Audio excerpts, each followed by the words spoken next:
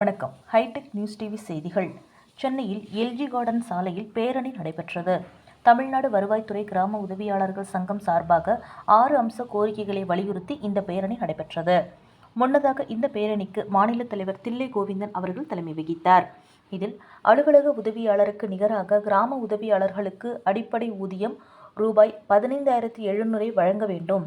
இறந்த மற்றும் ஓய்வு பெற்ற கிராம உதவியாளர்களின் சிபிஎஸ் இறுதித் தொகையை அரசு பங்கீட்டுடன் அரசு வழங்க வேண்டும். கருணை அடிப்படையில் கிராம நிர்வாக உதவியாளர்களுக்கு கல்வித் தகுதி அடிப்படையில் பணி நியமனம் வழங்க வேண்டும்.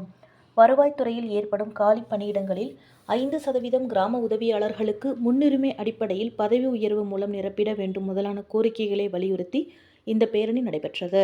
இதில் மாநில பொதுச் செயலாளர் குரு நாகப்பன், மாநில துணைத் தலைவர் எஸ். மாரியப்பன், முன்னாள் மாநில தலைவி ஆர். தமிழ்ச்செல்வி உள்ளிட்ட மாநில நிர்வாகிகள் 500க்கும் மேற்பட்ட கிராம நிர்வாக உதவியாளர்கள் கலந்து கொண்டனர்.